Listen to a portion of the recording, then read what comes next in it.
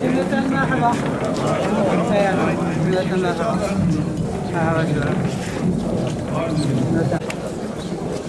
Selamünaleyküm. Selamünaleyküm. Selamünaleyküm. Selamünaleyküm.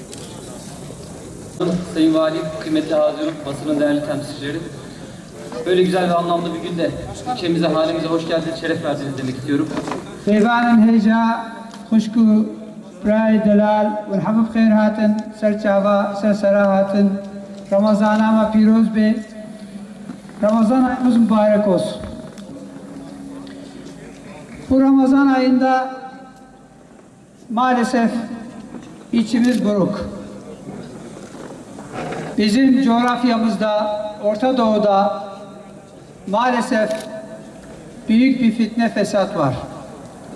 Irak'ta, Suriye'de, Yemen'de, Libya'da her gün televizyon ekranlarına yansıyor. Bir taraftan da İsrail'in devlet terörü var.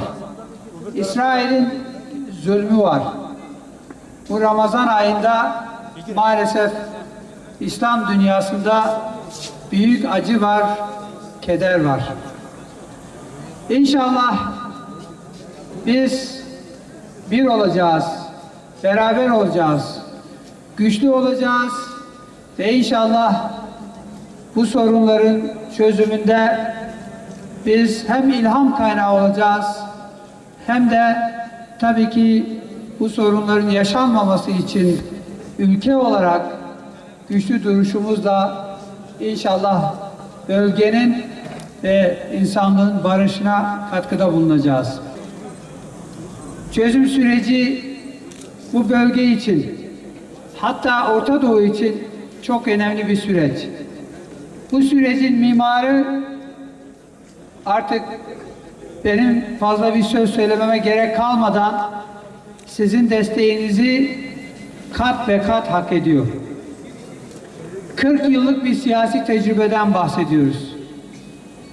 Muazzam bir birikimden, başbakanlığı döneminde ülkenin büyük bir değişim ve dönüşüm yaşamasından, reformlardan bahsediyoruz.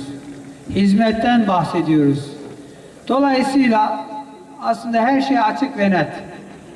Ben inanıyorum ki SASO'nun bu güzel insanları, basiretli kardeşlerimiz hem bu çözüm sürecinin devamı hem de bu zor coğrafyada büyük çalkantıların yaşandığı bir dönemde Türkiye'nin güçlü duruşunu, siyasi istikrarını destekleyici nitelikte ortaya güçlü bir irade koyacak. Ben buna inanıyorum. Başka türlüsünü de tasavvur edemiyorum şahsen.